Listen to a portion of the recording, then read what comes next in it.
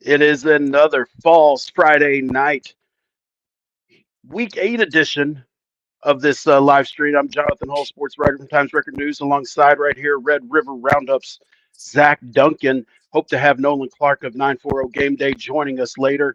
He went out deep into his coverage area, watching Crum and Sanger get after it in a good game there. Hopefully he can get on and join us and talk about that game. But Zach and I, we both got a bird's eye view from City View's big win, big bounce back win that they had against um, Henrietta tonight. Impressive defensive performance. Real quick, just quick hitter, Zach. What stood out to most of you about that game?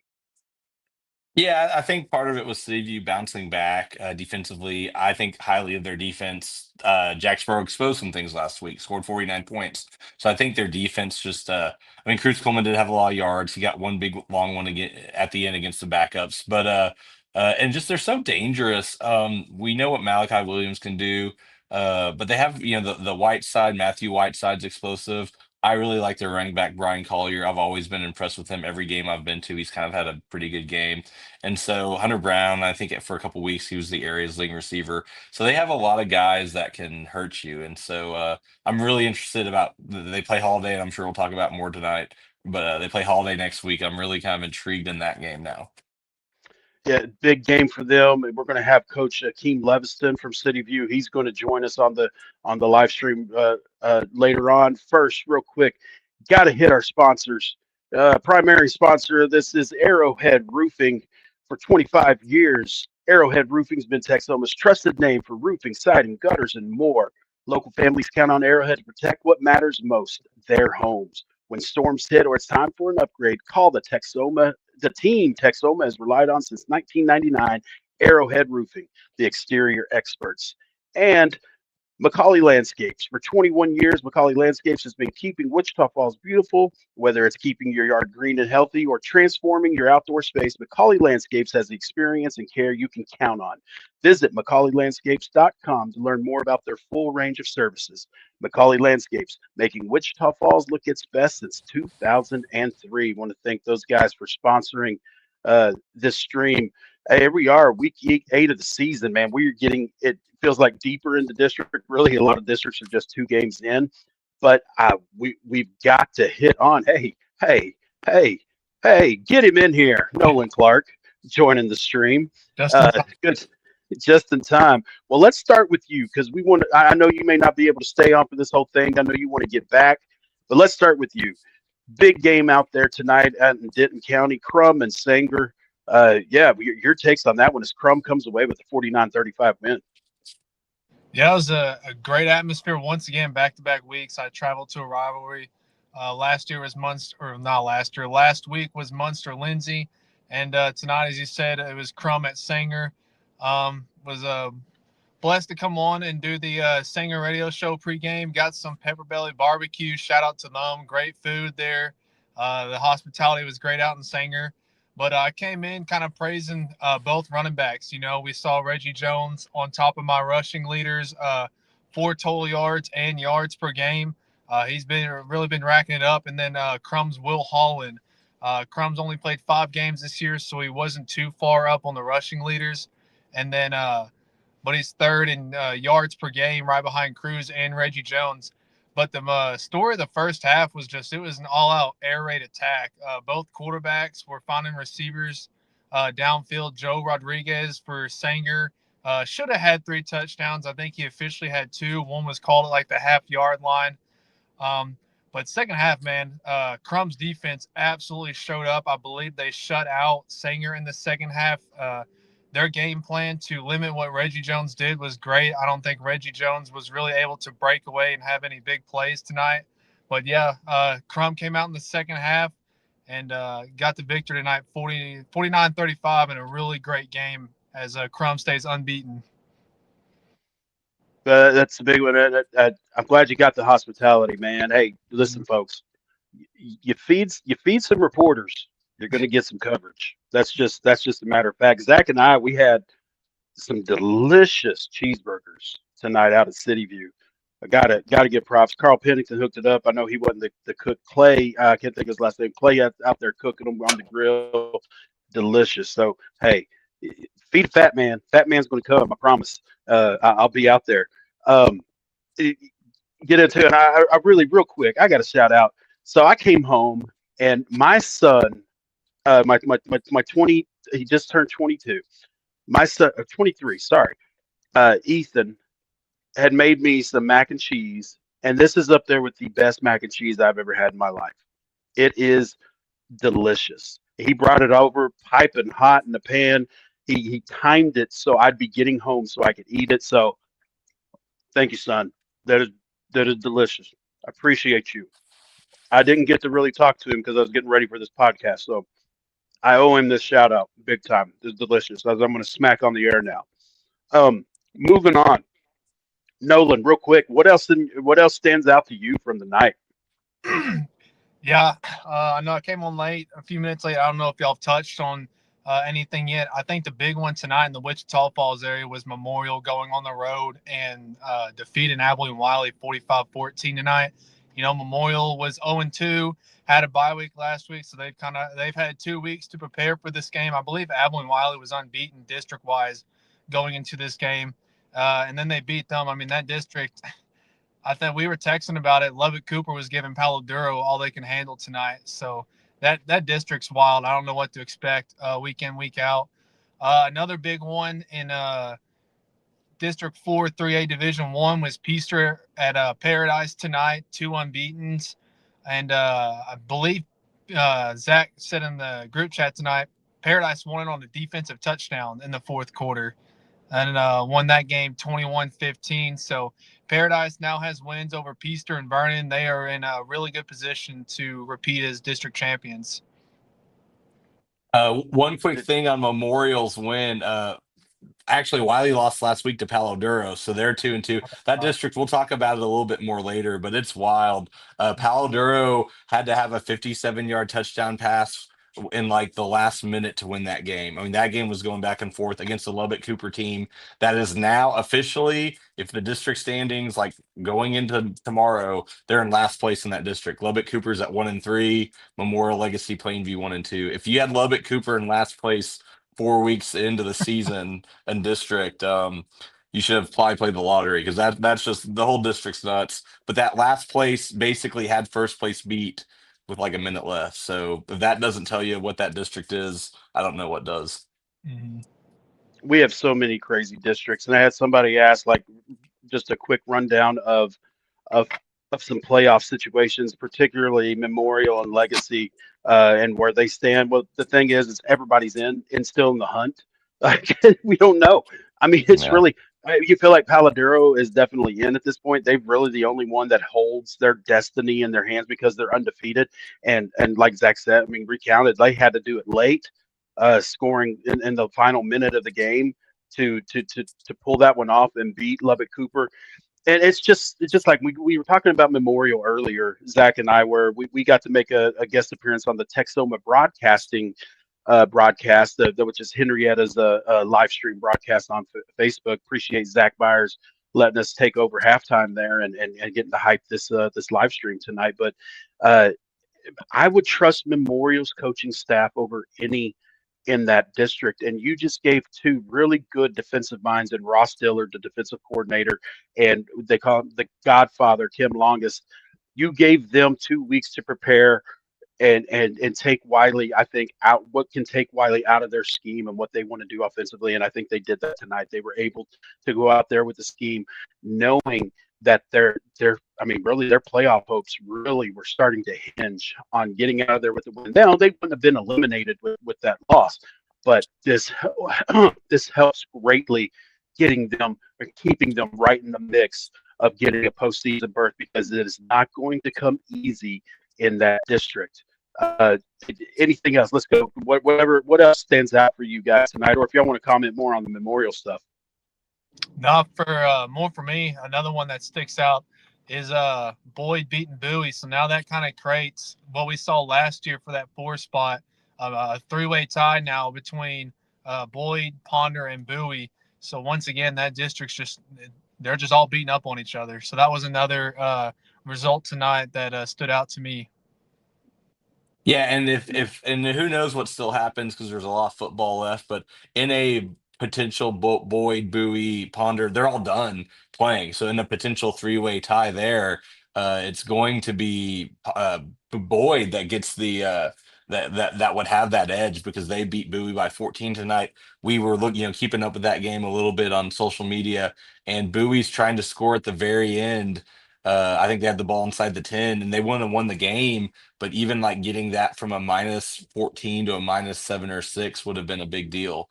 So big time win for Boyd tonight. That's a kind of a gut punch for Bowie. They got to turn around and play, I think, Vernon maybe next week or pretty soon. And so that's a tough one for the Jackrabbits, but a good win for Boyd. Mm-hmm. Want to put a special shout out talking about Bowie out to our friend Brent Ferris. He's a statistician there. Was a longtime coach out there at Bowie too. He's Coach Ferris to us. I bonded with him because he attended Big Spring High School like I did, and his wife had some serious medical surgery tonight, and he wasn't able to be at the game tonight. He still tried to stat the game on the NFHS network feed, and it just didn't work out for him. But Brent Ferris, listen, I wouldn't be surprised if he's watching this. He's a hardcore fan, hardcore high school football fan. Our thoughts and prayers are with you and your family tonight, sir. We appreciate everything that you do for us, for Bowie. I know that I know there's a lot of people pulling for you and your family on that side. Well, on to get back to it though, he just joined us. Just popped in the backstage area. Let's talk about the City View Mustangs, if you will. Getting on here in the Macaulay Landscapes Coaches Hotline is Akeem Leviston. Coach, thank you for getting on. It feels like I just saw you a few minutes ago or something. But it was about an hour ago, but yeah, appreciate yeah, y'all having me. yes, sir. Well, Coach, man, big bounce back, and we talked about it after the game. But I'd love for you to tell our viewers right now what led to this. What allowed you guys to kind of put that Jacksboro game in the rearview mirror and focus in and really answer in all three phases tonight against Henrietta. I'll tell you, we were just talking about it. The coaching staff is in the office back there, and it's been a long 7 days because that was a really, really tough loss coming off of a bye, getting beat by a really good Jacksboro team at home. So this past week, I thought our kids really responded well to the preparation piece of it. I thought their Monday, Tuesday, Wednesday was really, really good. Thursday, our walkthrough, kick the field day was the best one that we've had, and then minus that one wheel route, we came out from the very beginning and played good, hard, tough football. And like you said, being able to play all three phases of the game, defense getting stops, the block punts, lead the short fields. When you don't have to drive the ball 65, 70 yards, it makes a really big difference. And our defense and special teams set up some I don't want to say easy drives, but easy drives for us tonight at times. Yeah, Coach. So, last week I think you told me after the loss, like we can't let this loss affects the next game, Mm-hmm, and mm-hmm. same thing, big win now, but like you can't let and I know y'all won't, but you can't let the joys of this one affect the next Exactly. game because you have a top 10 team in Holiday waiting next week. So just talk Yes. about the reverse mindset of what we talked about last week about now we celebrate this tonight, but tomorrow morning or we gotta get ready for the next one, I guess, right? You got to hit the reset button. You got to hit the reset button, and everything that you did this week, you got to do it a little bit better starting on Monday. We talked to the kids about you don't win games on Friday night. You got to beat your opponent all throughout the week, and that's why I'm really, really proud of the guys of how they showed up on Monday, ready to go to work. Conversely, if you think you got it all figured out just because we had a good 3 quarters tonight, we'll get embarrassed next week. So we've really got to guard against that, and I think we will. And I think we'll put together a good week and gonna play a good team over there next Friday at home with a lot on the line. So we're looking forward to the challenge, and I'm sure they are too. Coach, I've seen your offense a few times now, and you have so many guys y'all can lean on. I've been impressed with the Collier kid, obviously Malachi, but and I know you didn't get to coach him last year. Desmond Whiteside was their kind of go-to receiver last year, and they lost him. And y'all have really been able to replace them. The Marks kid, the other Whiteside kid, the Barnett kid. You've had a lot of different guys kind of step up. How happy have you been with just the amount? Hunter Brown too. I didn't even mention him. He's one of your best receivers. The amount of guys that y'all can make a difference in a game. How impressive have you been with that? I was talking to our offensive coordinator from last year, Coach Erskine, and we were talking about that last week of last year. It was the Dez show, and rightfully so because he was a really, really, really good player. But being able to spread the ball around a little bit more now makes it a little bit tougher for defenses to key in on one person. And each one of those guys have had a game where they were the featured player.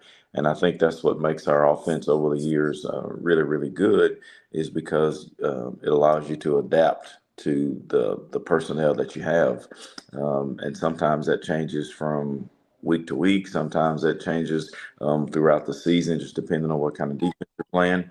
But we've had really good outings from all four of those guys at some point throughout the year. Hunter started off with a bang. I think he had 6 touchdowns in the first 2 games, 5 or 6, something like that. People started keying on him. Then Keelan was next in line. I think it was Owl Park where we leaned on Colton a little bit more. And then you fast forward to now you throw Matt in the mix, Matt Whiteside in the mix, and then you got 4 guys who can at any given time, make a big play to help us out. And so we just got to continue to lean on that and have Malachi not try to do too much, just get the ball into those guys' hands. And those 2, 3, or 4 times a game where he has to go make a play, we all know that he can do that. Coach, I want to talk about your defense. But in doing so, I think first we got to say uh, he, that Henrietta tailback, sophomore Cruz Coleman, he's something. He's a special, special kid. He is much Uh, bigger, he is much faster, and he is much better than what the film shows. yeah, He yeah. is really, really, really good. And I was really impressed with how he was not afraid to square up and oh try to no run no no over no no no. somebody. Yeah, I was talking to the coach over at Whitesboro earlier this week, and the first thing he said was he's going to run hard, and that he showed that on carry 1. He is going to run hard. He is not going to yeah. be one person to bring him down. And for the frame that he has, and to be a sophomore, he is going to be a really, really good player in the next 2 years. But I mentioned to you after the game, he came into tonight averaging 8.2 yards per carry. You were able to hold him to 4.4 there in that first half, which set you up to kind of pull away. Yeah, you had some turnovers and stuff, but you limited his explosiveness. Mm-hmm. How big was that? And I mean, because I mean, I just love what you have at all 3 levels of your defense. I mean, you talk about a guy like Jaden Bradford up front. You talk about Keelan Marks, who had a big fumble return for a touchdown Mm-hmm. tonight. I mean, kind of the energy of your defense right there. Mm-hmm. You got guys, playmakers in the back end of that secondary. Man, what? How did that defense respond to the challenge of limiting his explosiveness there in that first half?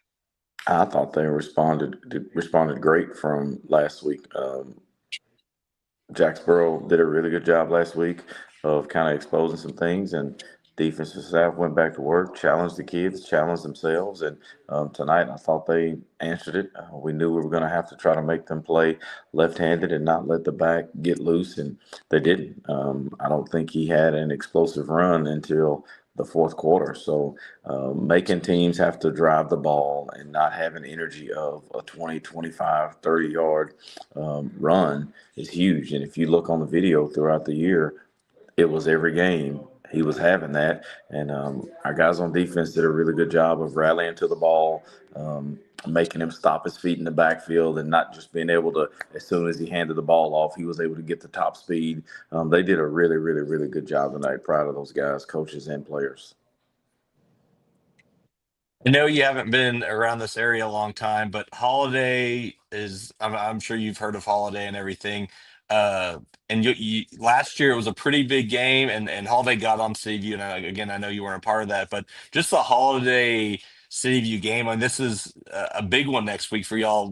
How are you excited to kind of be a part of a game kind of like that? I know you've been a part of some big games this year, Vernon and Our Park and that, but I think Holiday City View is going to be a pretty fun atmosphere next week.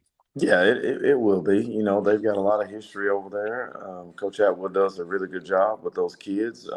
All they know is winning. So um, I think we'll be ready for the challenge. You don't want to make it to be too big, but at the same time, you can't ignore the fact that it's going to be a big game, and it's going to be a big game because both teams are really, really, really good football teams. So you embrace the fact that it's a big game. You embrace the fact that it's 25 minutes down the road. They're going to have a good crowd. We're going to have a good following.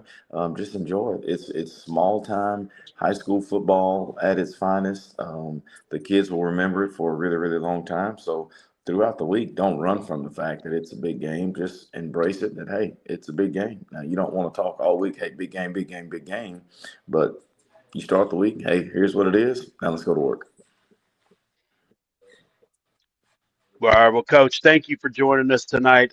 Really appreciate you getting you first time here on this live stream. We really enjoyed watching your team tonight too. With big plays all over the field for you guys. So, but Coach, thanks again. And hey, we might have another reason to talk to you next week. we might. I hope so. I appreciate what you guys are doing, covering the kids in this area. Thank y'all very much. Yes, sir. Thank you, Coach. That's Coach Akeem Leviston from City View on the Macaulay Landscapes Coaches Hotline. And yeah, Zach and I, we both kind of hit it. The defense set the tone for that. Yeah, they were able to get turnovers, blocked a couple of punts. Dorian Brown had both blocked punts, which, I mean, you can't say enough. That really set them up. But, man, I really feel like after watching them, that Keelan Marks, he's kind of the energy of that team. Yeah, and you see it after plays. He's exuberant. He's celebrating. He's firing up the guys around him. Yeah, and they're just so explosive. Even like last week, there was a couple plays where Jacksboro got to the quarterback quick and Malachi just like whipped it out quick and a guy caught it and goes 30, 35 yards. You can do all the right things against them defensively and still give up 30, 35 yard, 25-yard plays. It just puts a lot of pressure on defenses because like he said, there's more people involved this year and it's tough to defend when you can have them third and like they had a couple 3rd and 8 conversions tonight. They had about 2 or 3 last week against Jacksboro where it's like 3rd and 13 and you've done what you've needed to do on 1st down and 2nd down and you've got them in a really good situation. 3rd and 13 is no big deal to them. So I'm very interested next week to see how that game plays out because I think that's going to be a really fun one. It should be a good atmosphere, like Coach said. We talked earlier about other scores and things, and a couple others I want to just hit on real quick. Burke played Eagle Mountain really well. I think that ended up being 38-23, but Burke was up in that first half a lot, and pretty impressive by Burke. They hung with Graham for a while too last week, so I think Burke, even though they're unfortunately still a winless team, Burke's hanging in and playing tough. The Seymour, I mean, Petroleum Electra had big wins, kind of pulling away from Monday and Seymour, both on the road down Highway 277. A score that I don't know if Nolan knows this because Nolan's in the middle of who knows, he might be in like a pasture out there near Crum or something. It's dark. I'm worried about. I keep looking like, in the background as somebody creeping on him or something. There. Yeah, but I just saw on the ticker actually, Collinsville beat Lindsay like what 49-20. Mm-hmm. Like yeah. That's great. I mean, so now like we were thinking maybe Lindsay could challenge Munster. Now Lindsay's probably for sure 3rd place. Now like that Collinsville Munster game is super big. I figured Collinsville could beat Lindsay. They beat them last year. But I'm surprised 49-20 really kind of jumps out at me. We talk about scores that jump out. That's a score that really jumps out at me. Yeah, for sure. I know this is looking way ahead. I kind of said something about it last week. And now that kind of sets up Lindsay to be in the 3 spot of that district. And it looks like if Windthorst comes out on top of their district once again, Windthorst is going to get a very, very tough 2nd round matchup in the playoffs there. Yeah, I actually picked Lindsey for that game. You know, I liked what I saw in the first half but shout out Collinsville. They took care of business tonight, and it's gonna be another massive showdown between Collinsville and Munster in a couple weeks. And Winthrop still has to win their district. I think Petrolia is kind of anxious to play that Week 11 game. It's trending towards the Week 11 Petrolia Winthrop game. But if Winthrop wins that district, it's the same route as last year. It's an easy game first round. Then it's a second round Lindsay dogfight, third round Collinsville dogfight. They didn't survive the Collinsville game last year. But if you get through both of those, you got defending champ Munster waiting in the fourth round. So same playoff path, same rigorous region. That region's been the best region in 2A D2 football for decades, since I've been around now, and it should be again this year. Mm-hmm. Oh, hey, another score, since I'm looking at all the scores. Perrin Witt beat Bryson 72-70. That was probably for third place. Probably for third place in that district, or second place in that district, probably for a playoff spot.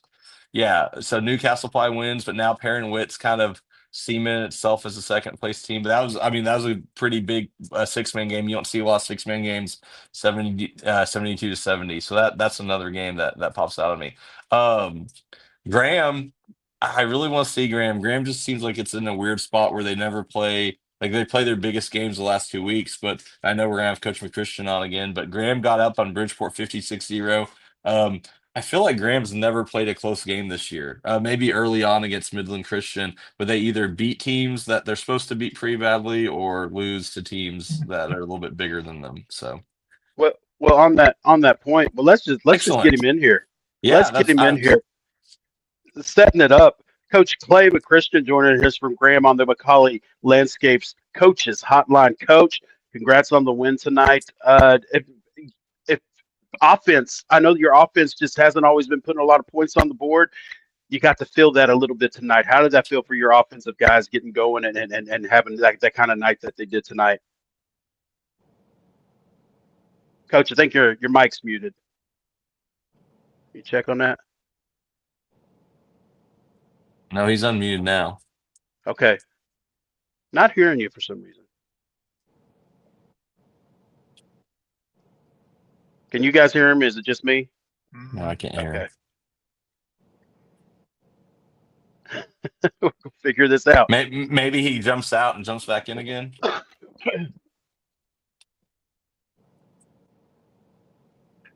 Yeah, I still can't hear you guys. Do you mind trying to leaving and we try to get you back on, clicking the link again and trying to come back on? That'll work. So we'll try to get Coach McChristian in here as soon as we can. Hey man, you're doing live, doing a live feed. These things happen, right? This is what we live with. I can read lips. It sounded like he was about to say they got off to a good, strong start tonight and really played well. I feel like that's what the first few words were. Worst case, maybe he can hold up pieces of paper with what he wants to say. Be okay with that? Yeah, we'll see. Hopefully, we can get him going here pretty quick. But yeah, no, 56-0. I know that they have. Again, they've really had some nice yardage totals, but it hasn't always reflected on the scoreboard this year. They just haven't had that big offensive game, the blowout game that you kind of expect from Graham. And I felt like they delivered that tonight. I mean, against the team that they should overwhelm and do that against. All right, so we're gonna try this again. Coach, you with us? Yeah. Still can't hear you, Coach. Can you hear us? Like thumbs up? Oh, no. Dang. Yeah, I think he was hearing us, but he's clearly hearing us. We're like 9 for 9 on not having a coach problem this year, so we were probably due for I know, one. Yeah, we might be due for one. Just like how, Graham, you're talking about they hadn't scored a lot. They'd scored 35 against Whitesboro and Lake Worth, and those are teams that are playing all right. I mean, those aren't easy games or anything, but and then 37 against Burke last week.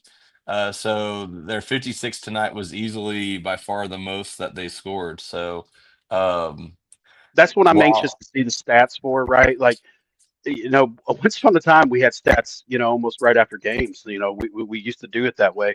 It doesn't come to us that way anymore. So we usually don't get stats until the next day. And that's how things have changed. We used to have somebody at every every school. Zach Duncan, man, took care of that for a year, making sure we had somebody at every school reporting stats to us every night there at the TRN. And it just doesn't work that way anymore. But I wake up Saturday mornings and I start checking Max Preps and my email and everything else. I know Nolan does the same thing, and then Zach's bugging both of us, wanting to know what we've got. So that's how it goes. Um, you look at the rest of that district there, Brock convincing tonight, I mean, and really rolling that way. Uh, Here's one. Hold on, I got to show this comment. Can you see this, Zach? No. Pretty sure he's my PE teacher at Southside. Yes, Dylan Zapata. Yes, I was. Dylan. Um, I worked at Southside Youth Center, I feel like, in college for a couple years. That's how I met my wife, who we've been married 21 years. That's how I so that's how I met the Brookses. Like Talia Brooks was a fifth or Yeah. sixth grader when I started working there. I remember Mercedes, the youngest sister, was in kindergarten there. Uh, do we have coach now?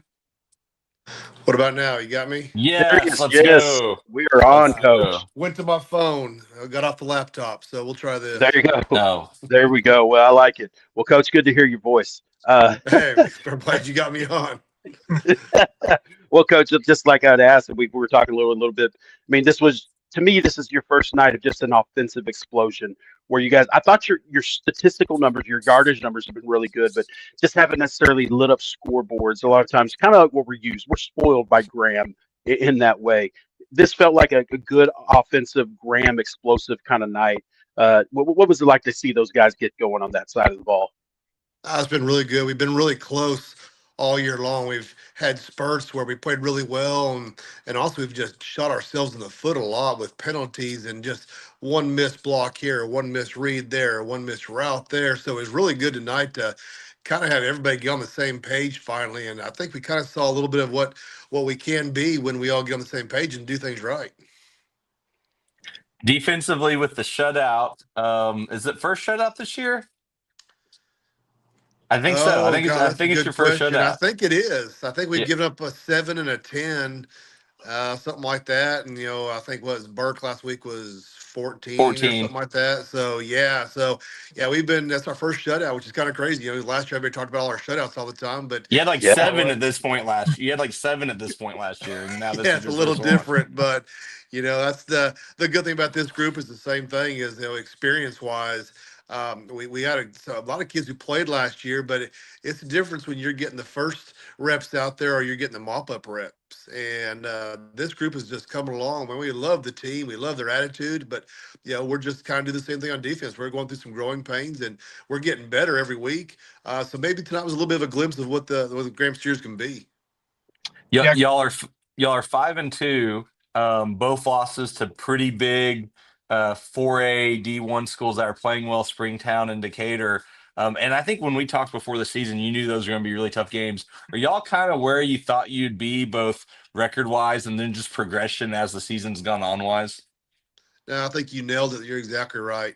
We going into it, you kind of go through and see what you think your wins are going to be, which one you think your losses are going to be, and we knew that Decatur and Springtown were both going to be really tough this year. You look up and Springtown was, I think they were a top 10 or top 15 team in the 4A D1, and you looked at Decatur, I think they were top 20.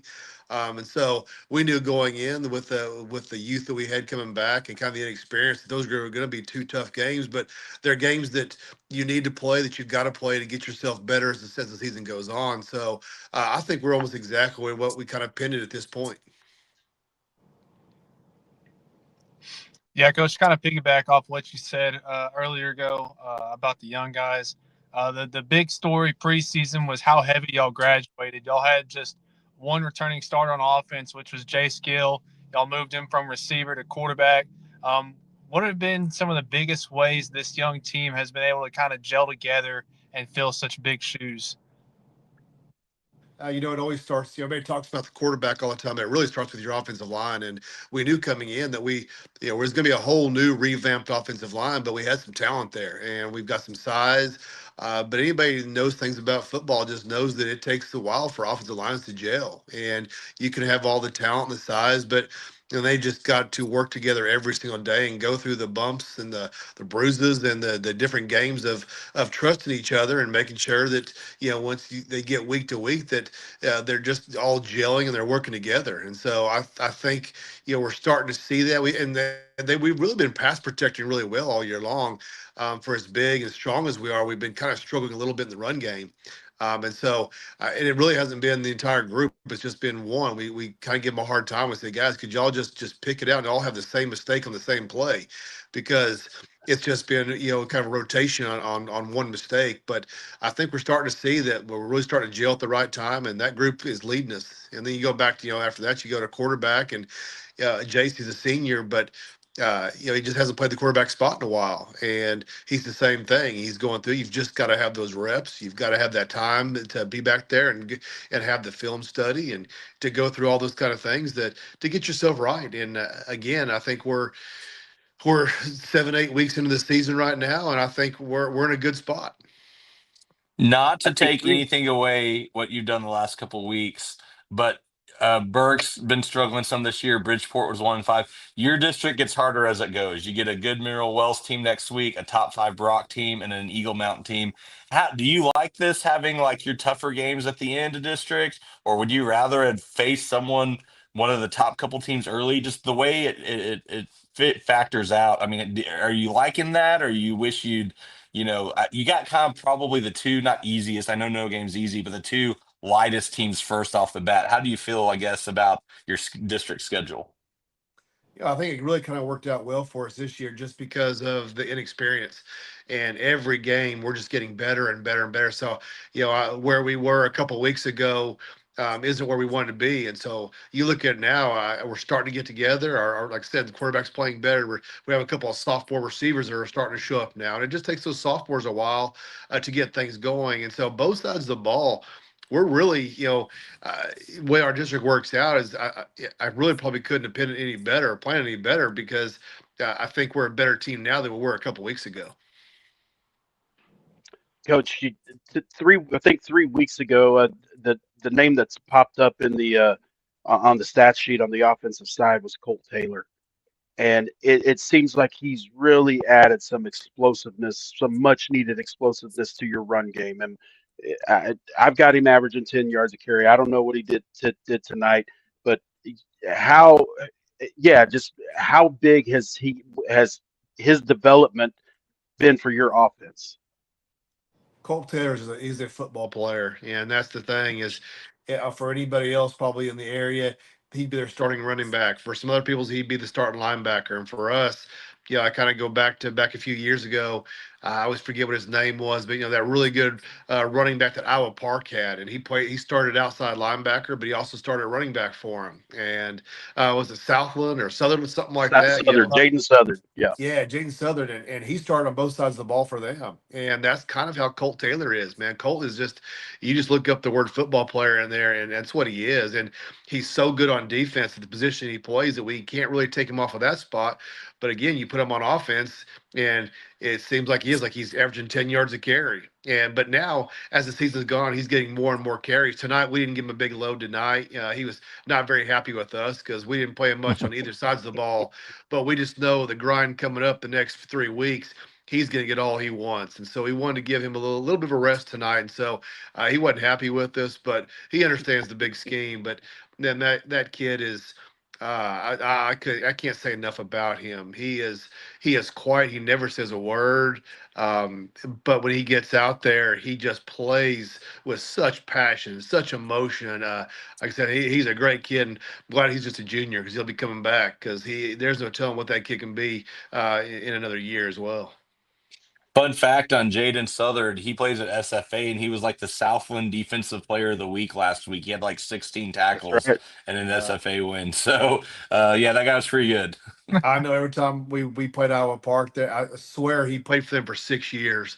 Every time we looked up, I was like, I thought he graduated 2 years ago. And I was really impressed with him back in the day. On both sides of the ball, he was a heck of a linebacker, but trying to tackle him as well. So and when I put a kid in his category, it's pretty good, because I thought that kid was a heck of a football player. Do Yeah, and it you goes to show. You were a defensive guy, but now you're the head coach. You ever move some guys off defense to offense now? Is it kind of tough for you to still do that? Because I'm sure you always fought for those guys when you're the DC. To, hey, we need these guys on defense, but now you're in charge of everything. What's that been like for you? That's the best part about having that head coach title in front of you now. Before I had to fight for him. Now I'm just like, guys, it's where they're playing. And so offensive guys are always giving me a hard time. Coach Walton's our running back coach, and every Saturday he'll come in and tell me, Colt's a really good running back. I said, Coach Walton, I know that. I know he's a really good running back. And so he's one that he's not going to shy away, though. I mean, Colt's going to go out there and he'll go play. His tongue will be dragging out there. And so he's one that I definitely know has to get more and more reps. And as the season goes on, now he's in a lot better shape. He has the mentality for it. There's some kids that could possibly play both sides of the ball, but they don't really have the mentality for it. And Colt's not one of those. And so his carries only increase more and more. And in those big games these next 3 weeks, we're going to feed him more of the ball because he does good things with that ball in his hand. But before we let you go, I do have to point out that I really think you improved your coaching staff by subtraction this past year because you took some duties away from Adam Arrington. How much better is your coaching staff now that he's not getting too much into the day to day? And how good are his film skills? We hear that he's the filmer now. How are his film skills? We have gotten better by leaps and bounds every time that he's not on the sideline.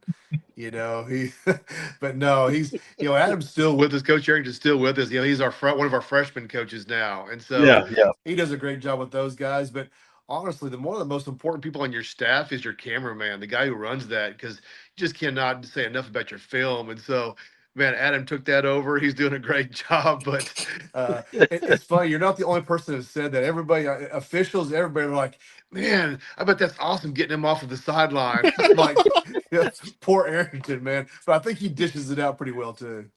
Yeah, he'll bring it back. I'll hear from him later tonight. So yeah, he'll bring it back. Well, Coach, hey, we appreciate you. I'm glad I've been wanting to have you on this thing for weeks. So I'm glad we finally got to hook up and do this. And man, always appreciate you and enjoy talking with you. Oh, man, I appreciate you guys having me on. Again, I know everybody tells you guys the same thing, but I think I mean it and everybody means that it's awesome you guys do this show like this. It's good just getting to highlight kids. And anytime we get a chance to talk about our kids, not just in the big picture, but some one-on-one stuff like this is really good because it's all about getting our kids exposure out there and talking about some of their stories that people don't know about them. So I appreciate what you guys are doing with this. Yes, sir. Absolutely. Coach, appreciate you. And hopefully we're talking about some big games down the line with you, too. Sounds good, man. Appreciate it. All right, thank you. That's Coach Clay McChristian from Graham on the Macaulay Landscapes Coaches Hotline. I want to real quick mention our sponsors. We have, of course, Macaulay Landscapes bringing the Coaches Hotline. Visit them, MacaulayLandscapes.com, whatever your landscaping needs may be. And our primary sponsor, you've seen them up in the right-hand corner all night, Arrowhead Roofing, exterior experts, whatever it is, siding, gutters, windows, obviously roofs. If you need to get it fixed, give them a call. They are experts. They've been in this business for more than 25 years. All right. Well, guys, I think it's time to look forward to next week, unless you guys got one more thing y'all want to point out about this week. Well, I was a couple of small things I was going to point out, and I'm still worried about Nolan because like has he reached Decatur yet, or is he at is he halfway? But anyways, Nakona 18-0 win. I know we haven't talked a lot about Nakona this year. That's a district win. I don't think they got a district win last year. That may be the only one that it could get. District really tough, but it's good to you obviously want to get those district wins. So Nakona with a nice district win. Jacksboro killed Millsap 54-7. Not surprised by that. I kind of thought Millsap and Henrietta maybe would be a little bit closer with these teams. And I just don't know.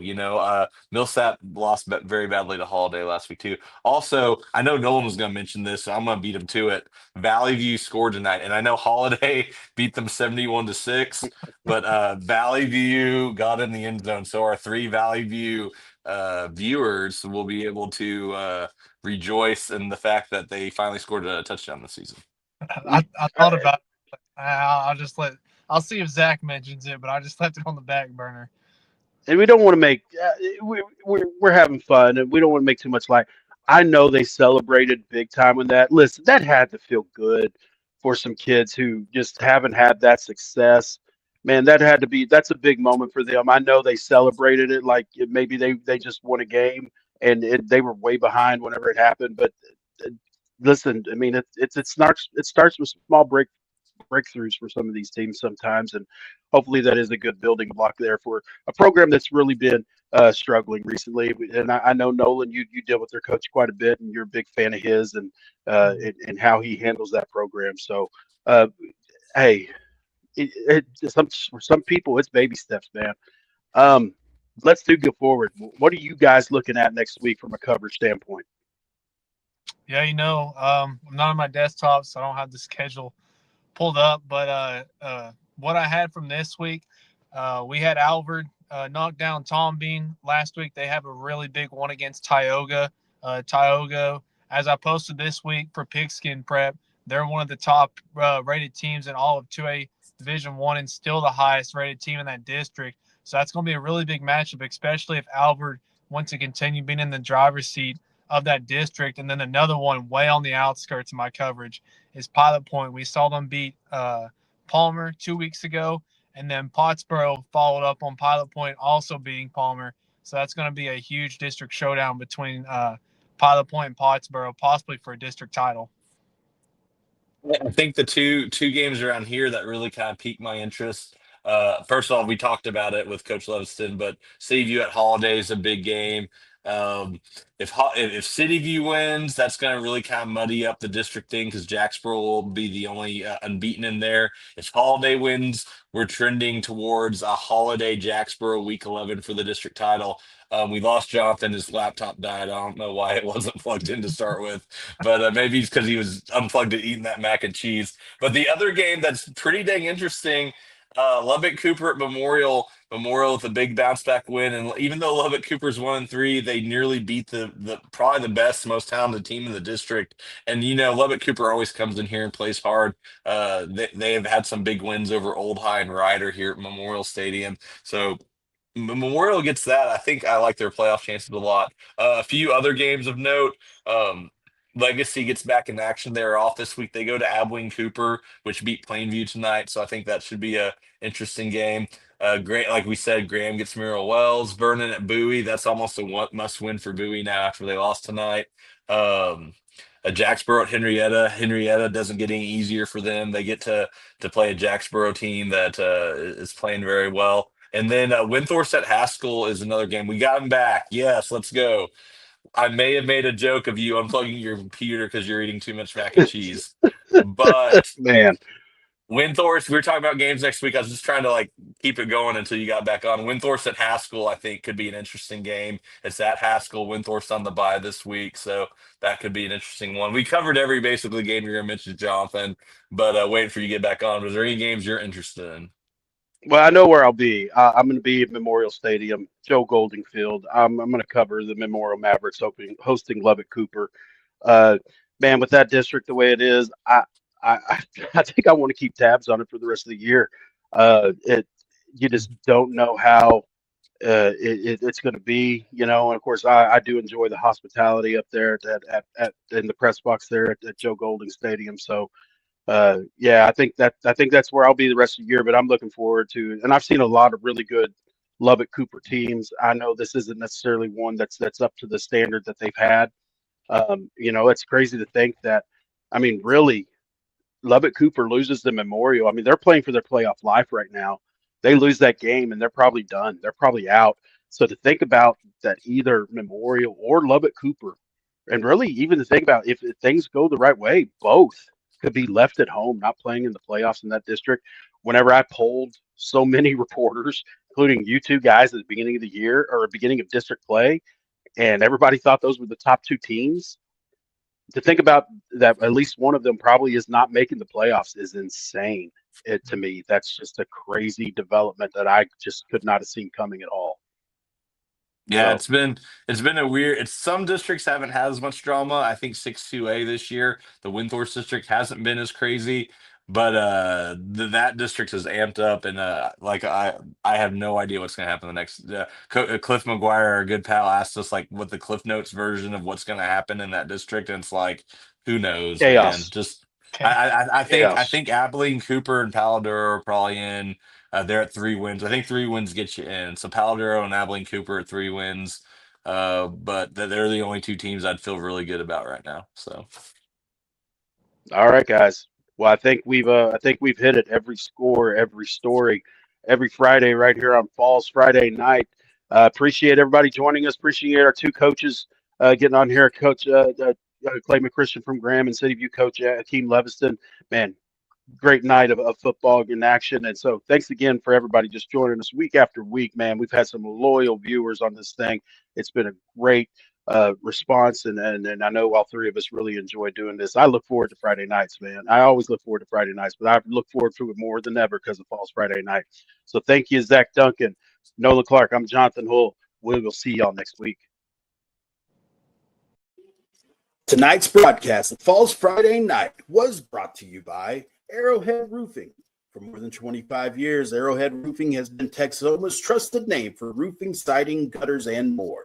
When storms hit or it's time for an upgrade, call the team Texoma has relied on since 1999. Arrowhead Roofing, the exterior experts. And Macaulay Landscapes. For 21 years, Macaulay Landscapes has been keeping Wichita Falls beautiful. Visit MacaulayLandscapes.com to learn more about their full range of services. Macaulay Landscapes, making Wichita Falls look its best since 2003. That wraps up another edition of Falls Friday Night.